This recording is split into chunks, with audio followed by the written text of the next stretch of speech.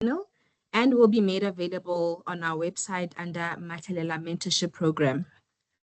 I would like to welcome all of you to the 5th edition of the Scientific Writing webinar under the Mahlalela Mentorship Program. It's such a pleasure to have you all with us again as we continue empowering young researchers, scholars, and scientists to communicate their science with clarity, impact, and confidence. My name, everyone, is Kelly Mokhotsi, and I have the honor of chairing today's session for those who may be joining us for the first time. I recently stepped into this role, taking over from Dr. Wade de Kock, who graciously introduced me during our last webinar. I now serve as the engagement officer and lead for the Mahlalela Mentorship Program, and it's been an exciting journey working with such a vibrant community of change makers. Today, I'm excited to introduce our speaker, someone whose work and presence truly embodies the intersection of science, creativity, and culture. Please join me in welcoming our Dr. Kolisa Sinyaya. Dr. Kolisa Sinyaya holds a PhD in ocean biogeochemistry from the University of Cape Town, South Africa. But her impact stretches far beyond the lab. She is the founder and director of Ulwazi Scientific Communications and STEM Research, a platform advancing African voices in science and research. And if that wasn't inspiring enough, she also is the visionary behind the Ma Africa by Kolisa, a unique African streetwear brand that boldly declares the science not only smart, but it's stylish too. Dr. Sinyaya is passionate about making presence more accessible, relatable, deeply rooted in our identities as Africans. And we are honored to have her with us today. So without further ado, let's dive in. Dr. Kolisa, the floor is yours. Thank you so much, Kelly. Welcome, everyone, and thank you for joining us today. I'd like to first thank the team for inviting me. This is an honor. I hope you take away a lot from this talk today. It will be fun. It will be easygoing. And if you have any questions, please keep them for the end. So as already introduced, my name is Dr. Kolisa Sinyaya, and I am the founder and director of Ulwazi Scientific Communications and STEM Research. Ulwazi, which is information or knowledge, depending on what you are talking about, basically the context. And I specifically chose this word because that is what we are all about. Additionally, Ulwazi is an international company. And so I wanted to always explain what Ulwazi means to the world. I'm also the co-founder of Kwande Education Foundation, which is an NPO, and I'll tell you more about that as I go along. I have a PhD from the University of Cape Town in South Africa in ocean biogeochemistry, and my work basically looked at how phytoplankton and biogeochemical cycling in the southern Indian Ocean makes the planet habitable. So firstly, I'd just like to tell you about Ulwazi, Scientific Communications and STEM Research, because it's a huge part of the science writing that I am globally known for. At Ulwazi, we are a research, communication, and innovation company. We do consulting. We largely do research consulting. And Ulwazi was basically born or registered to do ocean consulting, but now it has become something totally different from what we had envisioned. And of course, entrepreneurship is something of that sort. So when Ulwazi started, we were supposed to do offshore mining and oil and gas consulting, which still is part of us. However, now we got a lot of contact from early career researchers and researchers in general who need assistance with their writing. So basically now we do scientific writing and just research writing and research support overall. Additionally, I am the co-founder of Gwande Education Foundation, which is a South African nonprofit which is dedicated to advancing equitable education and professional development by providing mentorship. We provide mentorship, research support, skills training, and collaborative learning opportunities for the youth and early career professionals. We basically focus on equity, mentorship, and transformation. And we focus on early career researchers and the youth that is transitioning from university into the working industry. Who knows, maybe in the future we will be working with SAPRI, definitely with DSI, NRF, and SAION. So today I was invited to be part of, oh, I have goosebumps. I was invited to be part of the Mahlalela mentorship program. And Presh was a friend of mine. I actually went through so many photos of us looking for the right photo, because a lot of our photos were out at Groove, basically going out. We're having a drink. And I was like, oh, I'm looking for a photo where we are actually decent enough for showing to the mentorship program. And this is a photo that I found of her looking vibrant at a wedding for one of our colleagues who some of you would know.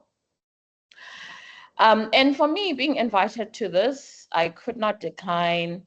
And I saw it as some sort of giving back, because also when Presh passed on, I was in the United States. I couldn't attend anything of hers. And today for me, this is paying tribute in a way. So let's get on to what we are here for today, which is scientific writing for impact. And what we will be looking at is why scientific writing matters, the common struggles that researchers face, and then I'll run you through what Ulwazi, scientific communications and STEM research does in terms of framework that we've seen to be successful. We'll also talk about publishing and beyond being things like science communication and just talking about your work, because it doesn't just end at writing, and that's the end goal. We'll do a live demo and legacy and voice. So first of all, scientific writing is academic and research currency.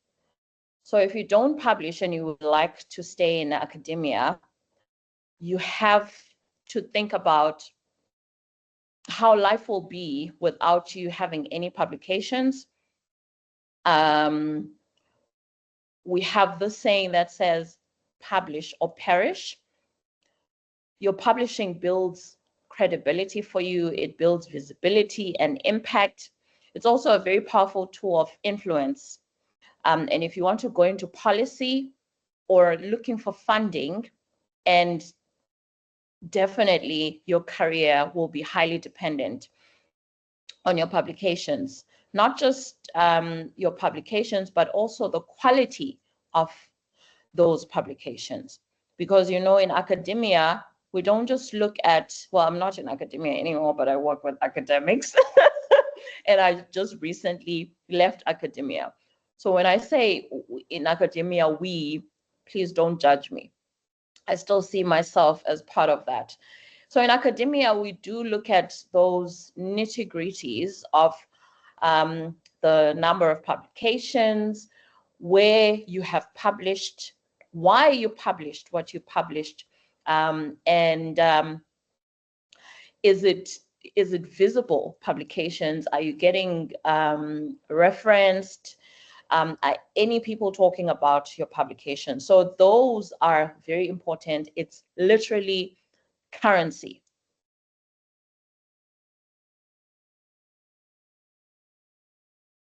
Now we have struggles, as in any other field. You'll have common struggles as a researcher, and all researchers will know this, that we have what we call imposter syndrome, and that will lead to procrastinations. You will doubt yourself, and you will not know what you should write and how you should get started. Now, today, we'll fix that for you. We will give you some tips on how to overcome all of that. So writing is like an exam, but it also can be a conversation. We say here, writing like it's for an exam, not a conversation. This is what we mean. Your paper will go out there and be looked at by the world, but also you must not lose your voice. You must not lose your personality when you're writing. That's very important. And it's not just in the scientific writing, even beyond the scientific writing, you must always have that personality of yours incorporated in that. Basically, losing your voice in the process of sounding academic is not something that is advised. Yes, you must always sound academic. However, do not lose your flair. Do not lose your voice in how you want to project the message that you want to put out there. And this is very important because it will set you aside from all the other writers. Your work will have a personality, and at the same time, it will catch what is needed from the audience, which is the reader. Okay, now let's talk about the part that stresses everyone out, writing. So as I said earlier, at Ulwazi, we've developed a simple but powerful framework that has helped hundreds of researchers go from confused to confident writers. And when I say to confident writers, we get a lot of feedback on this because we've worked with more than 100 clients since Ulwazi's start, which was last year of May 2024. We get a lot of traffic from especially master's students, but also PhDs. And when they submit, they go submit and then they return for more. Maybe a person had thought, don't think I'm good enough for a PhD, and we work with the writing support and they are back. So we say whether you're writing your first proposal, your thesis, or your journal article, this structure works. And this structure is practical and focused on clarity, not jargon. Because like I said earlier, your personality should shine through, but don't be lost in the jargon, in the conquest to sound academic. We call this plan we call it the plan, write, edit, tell. So let me break it down for you. Firstly, when you're planning, you have to know the message that you want to send across. You must understand your audience, just like when you're giving a scientific talk or any other talk for that matter. Your audience is very important. You must know who you are writing for. If you're writing a journal paper, you're writing for a journal. If you're writing for a funder, your structure of the writing has to capture that funding establishment or entity. If you're writing for examiners, you must know what examiners look for. And before you even start your writing, the planning is very important, which entails outline. So you must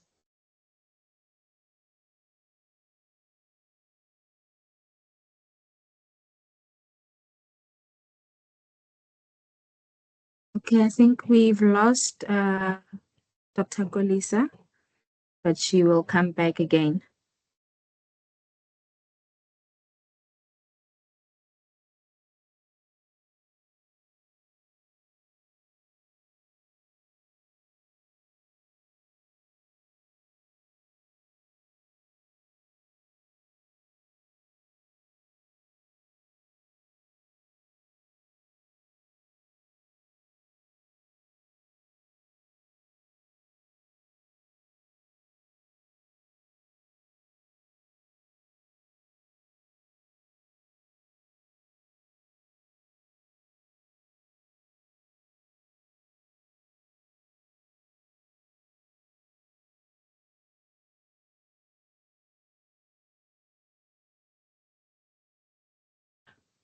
Okay, she's gone and she'll log in again.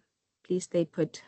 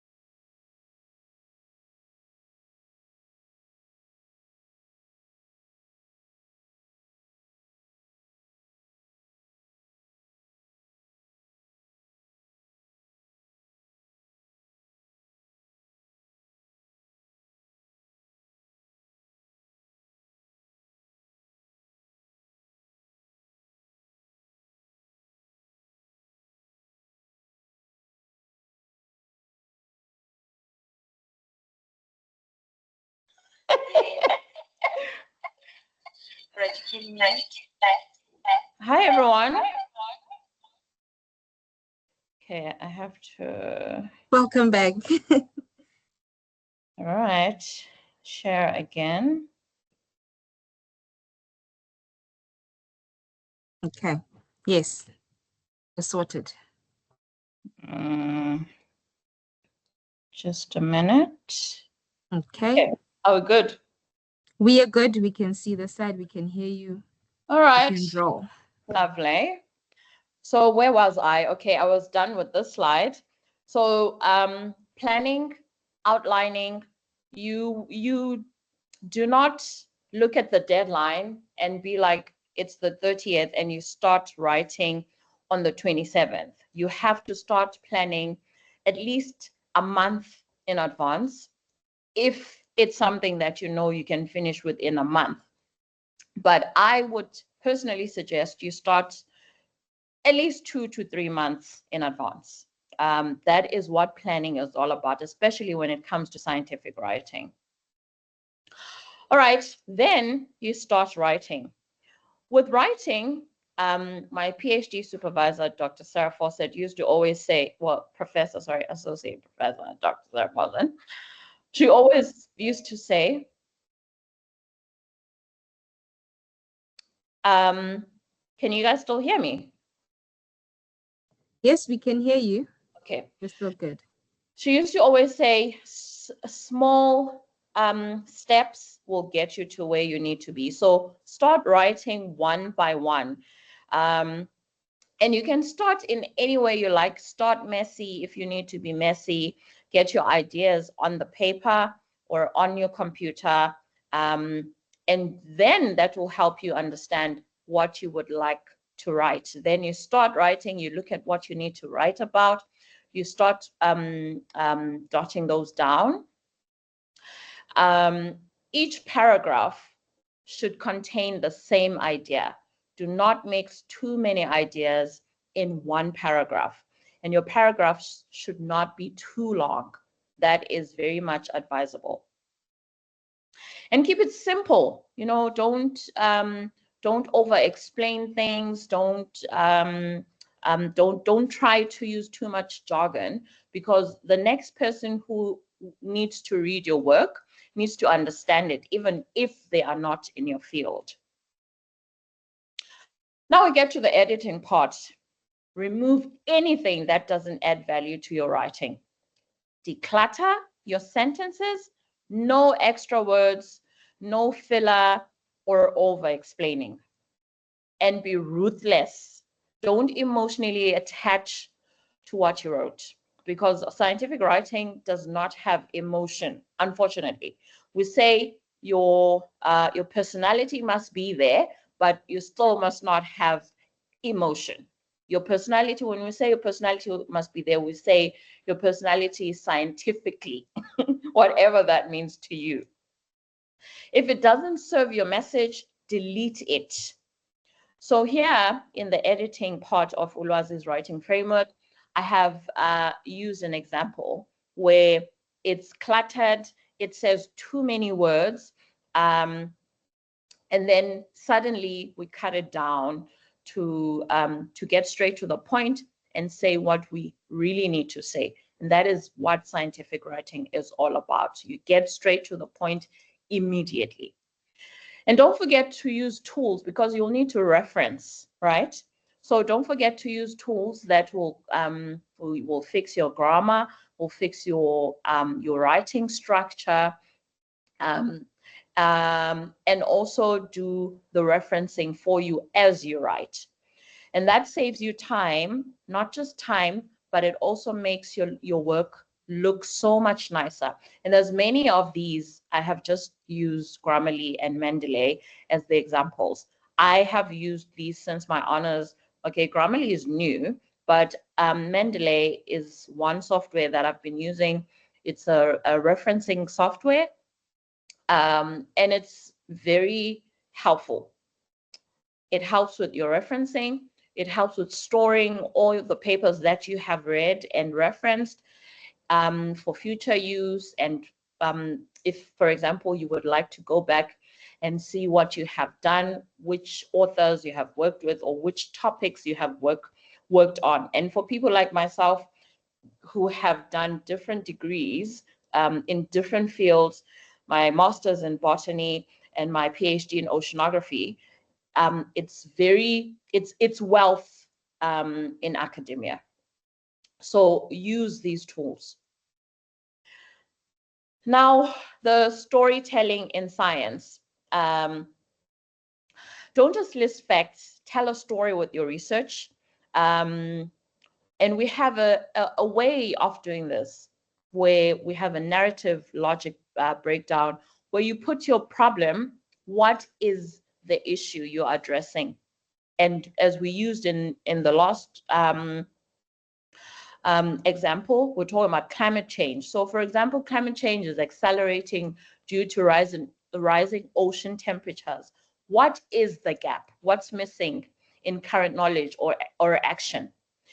Most models don't account for deep ocean carbon storage, for example. So what's the solution? What did you do to help close this gap that you have identified? You ran simulations to test carbon flux in the Indian Ocean, for example, in my case, who worked in the Southern Indian Ocean. And so what was the impact? Why does this matter? Why does it matter geographically? Why does it matter in your region, regionally? And why does it matter globally? So your findings can improve climate predictions and policy decisions when you're answering this impact. Now, good writing leads to your reader through the logic of what you have written. It's like a journey. And bad writing dumps data with no context or a direction. You must tell your audience. Don't expect your audience to know what you're talking about. When we are doing scientific writing, we always say, write as if this person doesn't know anything about your field. And in most cases, people who will read your work don't know anything about your field. So when you are writing, think about those people. Now, I've decided to have a live demo with you where we edit the work together. And I've come up with a fictional participant. I thought of taking someone from Ulwazi that we have worked with in the past, but they would be signing and asking for permission. So I just made up something. And this is the example that I'm using. In this paper, the researcher aims to examine various aspects and components that contribute to the challenges faced in the effective implementation of environmental monitoring system in the WIO region. Now, this is too long for, in scientific writing, this is too long. In fact, it is too long for research, end of story. Let's fix this. So we are going to use the framework to plan. Firstly, remember we spoke about planning. You plan in advance, and when you are planning, you write things down as you are writing. Now, the first thing we're going to do with this sentence is ask, what is the core message? It's about identifying factors or challenges that affect the effectiveness of environmental monitoring, as we can see. Now, who's the audience? Your audience is academic reviewers for a thesis or a journal article, your environmental researchers or policymakers within the Western Indian Ocean region. But don't think that it's only those people. It can be anyone internationally. Also, your audience can be project funders or stakeholders in environmental governance. Now, these people expect clear, direct writing, no fluff, no padding. They want to immediately grasp the focus of your work. So if you are having a sentence that long, a person has to think, what does this mean? You know, when you're reading a scientific paper and you have to reread the paragraph 4 times and you're still like, let me summarize it. So try to avoid that. Most papers are like that. This is why people don't like to read scientific papers. Now, let's move on to the second part of the writing. What's the subject and the verb of this particular sentence that we're working on? The subject is the researcher, right? As you can see, and the verb is that it aims to examine. So where can we cut the clutter? Where can we declutter? We can remove the in this paper, which we know the obvious context of that. So we don't need to have it there. The researcher aims to is not necessary. You can put that in your theses, but in this paper that we're writing, that is too long. Various aspects and components, that one is vague and repetitive, right? Challenges faced in the effective implementation of, that's too wordy. So we cut it down and we say, and this is not the only version you can use. So now in the green, we have cut it down. We say this paper examines challenges in implementing environmental monitoring systems in the Western Indian Ocean region. And also, a lot of students or early career researchers and researchers I've noticed will start writing the word. They'll write the word out, and then they'll use the abbreviation, and then continue writing the word again. If you have written out the word and you've abbreviated it, the next work is basically you using the abbreviation, as you can see in our examples. Now we go to editing.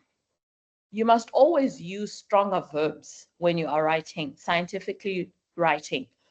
Words like, instead of explores, use identifies or analyzes, because that gives your work more weight.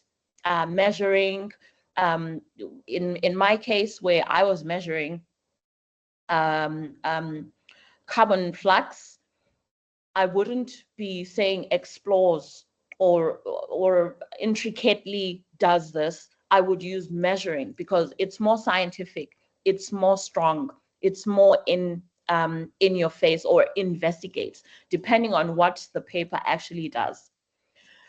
Now remove the redundancy. We already know it's about effective implementation, right? So we can replace the whole phrase with barriers to monitoring. And then it becomes, this study identifies barriers limiting environmental monitoring in the Western Indian Ocean region. I hope you guys are still following, and everything I'm saying here is still making sense. And then we get to the final version of our live demo, where we have the final, and of course, for your work, because you have written your work in advance, you will get time to do this. In most cases, your supervisor will be the one who does your editing, but you must learn for yourself to be able to do this work. So the final editor's sentence now is clear, concise, and professional. As you can see, we have used two versions of what we would write. It doesn't have to be one version. We can even have more versions of this, but we have applied the framework. And this is the power of clarity. You're not just writing for publication, you're writing to be understood. So people in scientific writing usually just write and write for the paper to be published. Want the new knowledge to be out there, but remember that not just the people in your field are going to be reading your work. Even me, I want to read your work. I want to understand what is happening. And now we get to the publishing and beyond. How to choose your journals, your cover letters and abstract, turning research into blogs, social posts, and media stories. So number one, how to choose journals. So this helps you stop wasting time by submitting to the wrong journals. You first do a scope.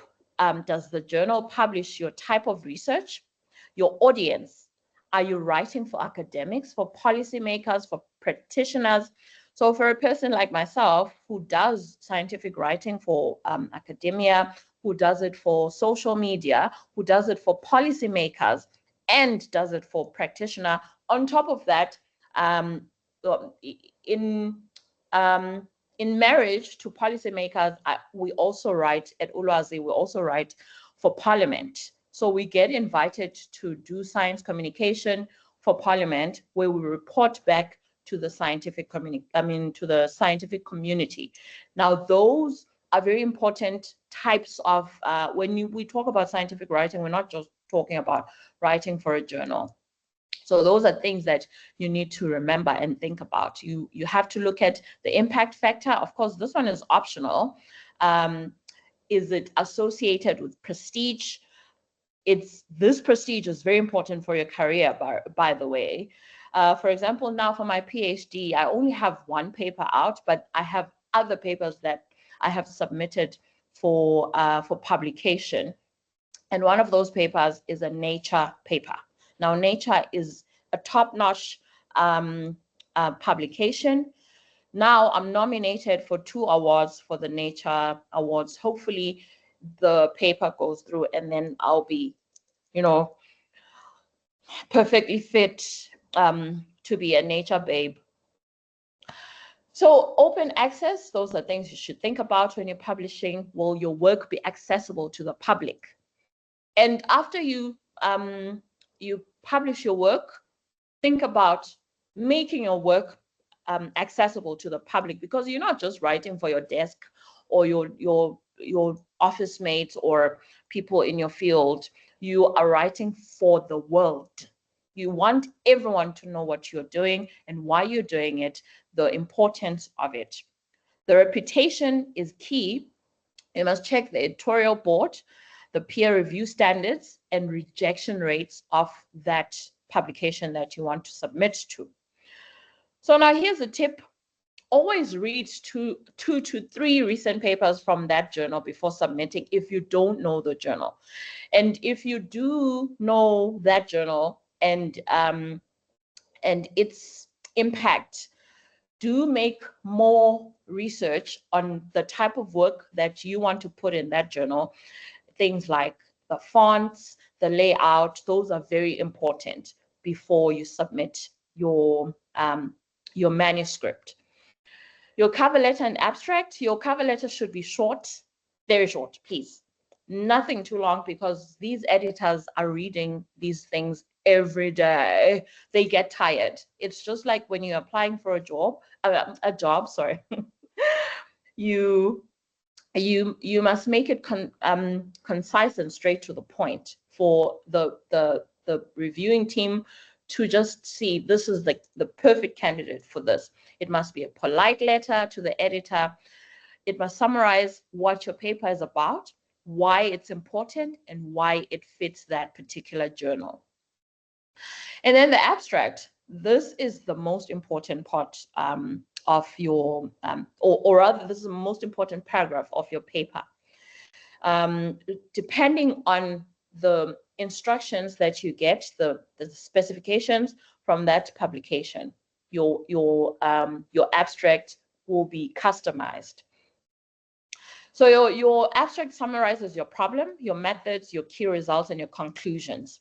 It has to be clear, it has to be punchy and free of jargon, because most people who read your paper will read the abstract and be like, not for me, or, oh, this is actually something I would like to look at. So your abstract in business, it's like your the face of the company.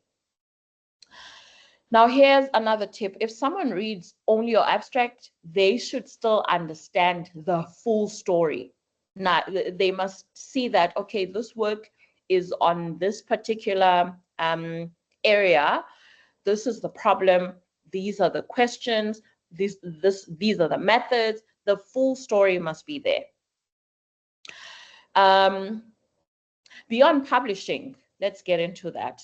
You must think about, I was about to say you must do this, but I think I'm one of the few scientists who do this. When I'm writing, I think about how I'm going to write it in my blog, on my website. So you must think about blogs, social media, media stories, even the media itself, like doing documentaries, videos. Last year, Ulwazi had a client who did a YouTube video on her study, and I thought that was so brilliant.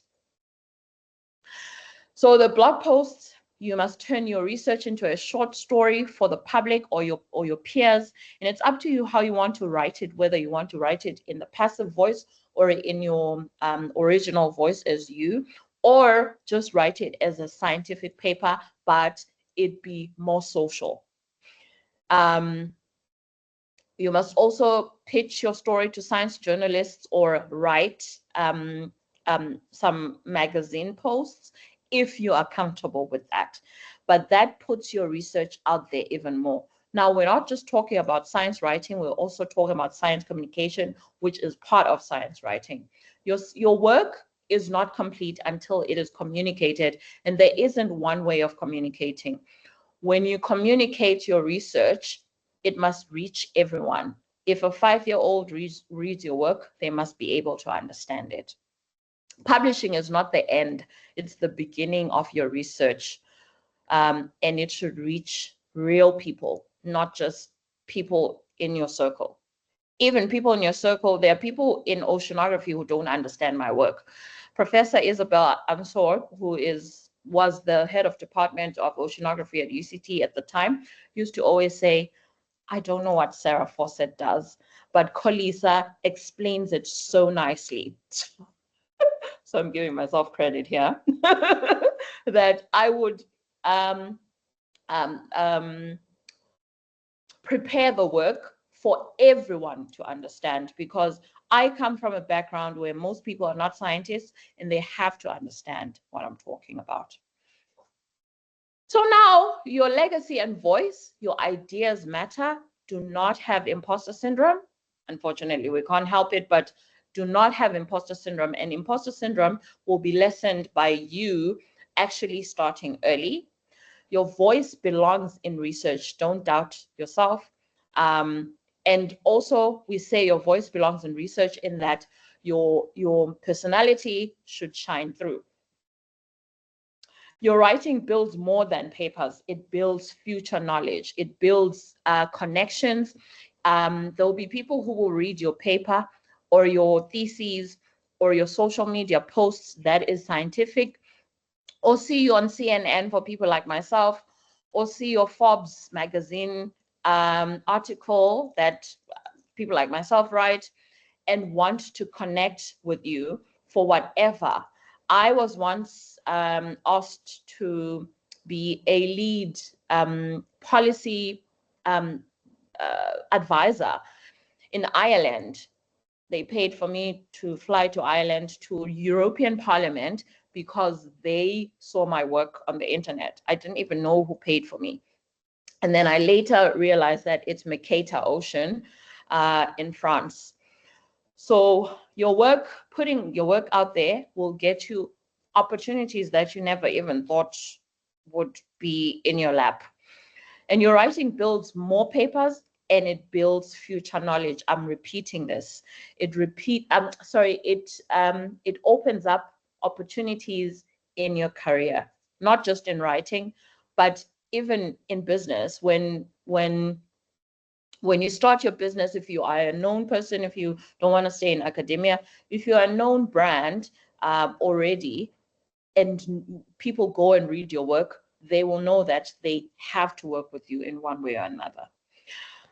So with all that, I'd like to say thank you for inviting me. Thank you for the time. And I'd like to open up the floor for questions and any debates or discussions that you'd like to have. My website is kolisayolasinyanya.com, or you can go to Ulwazi's website, which is ulwazistemresearch.com. You can email me at founder at kolisayolasinyanya.com, or you can visit my my social media pages. I'm literally on all social media pages, but I prefer to put my Twitter and my LinkedIn on my slides. Thank you so much. I'm not sure if I should end the slide or what. Thank you. Thank you so much, Dr. Kolisa, for your wonderful, powerful, and practical presentation. This session was very important on scientific writing. Publish or perish, everyone. Publish or perish, please. This I'm taking with. So definitely, please, like Dr. Kolisa said, drop your questions in the chat box and we can read them out and she can address them. While we also do that, there's a poll coming up, a quick one, just a short one. It will be anonymous and it's very helpful for us to know how this session was practical for you. So in the meantime, please, we're taking questions and we will be doing the poll. Do we have any?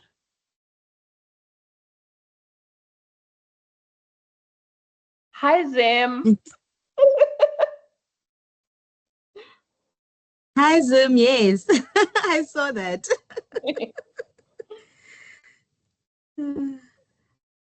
Okay. Oh, it sounds Why like are you guys exposing me like this? Hi, Hi, Zim. How are you? I'm good. How are you? I'm good. I mean, I just saw your message on WhatsApp. So, Yeah. No, I've been here listening. Thank you for that. Thank you. thank you, guys. okay, guys. I have a question. Um, Thank you, Kolisa, for such a nice presentation. Really inspiring. Thank you. My question is, what would be your advice on overcoming the writer's block? Because I know many people struggle with that. So I mean, I get that too. Sorry. I think most people get the writer's block. What I do when I'm writing is that I don't write in the same space, in the same spot. I always go to different places. Like right now, I'm at a lagoon resort. I just wanted to be away from home and work from a different place, a different area. So that's what I do. Sometimes I'll just book a flight and go somewhere else. If you can't book a flight, you can just go to a different area, maybe go to the mountain, go to the beach, go to a different coffee shop, a different restaurant. It helps a lot with writer's block. It's inspiring. The environment that you choose will be the one that inspires you to start writing.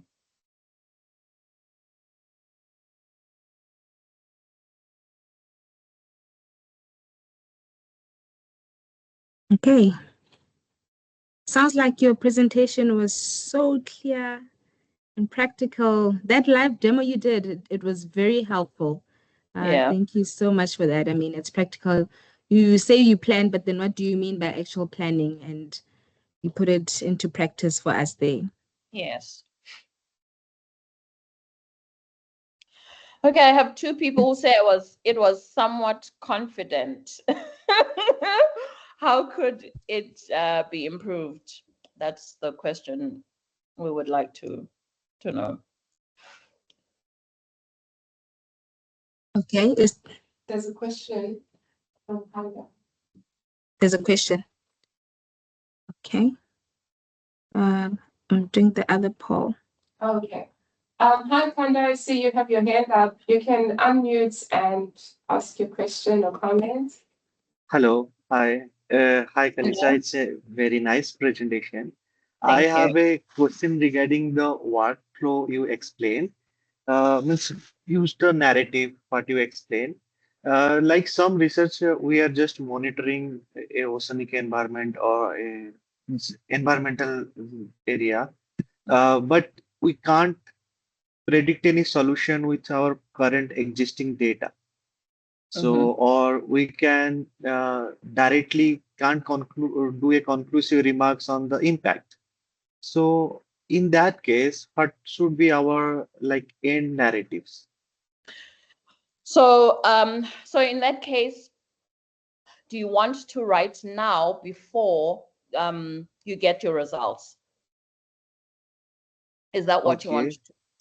No, I'm asking you. I'm trying to establish so that we can formulate a structure for you and the best solution. So you're saying you don't have the necessary, you don't have the results yet, and you don't know how to write around that yet. But do you want to start writing now, or you want to wait until the results are out? No, And like the question is, do you want to submit before the results are there? no. I have results like my work is regarding the atmospheric nutrient supply to the marine region.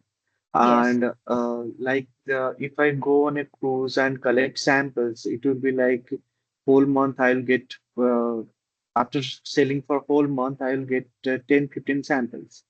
And with that amount of samples, I can't make a conclusive story about the impact of dust or nutrient. So, and getting crews is not a frequent thing. You know this, how these things happen.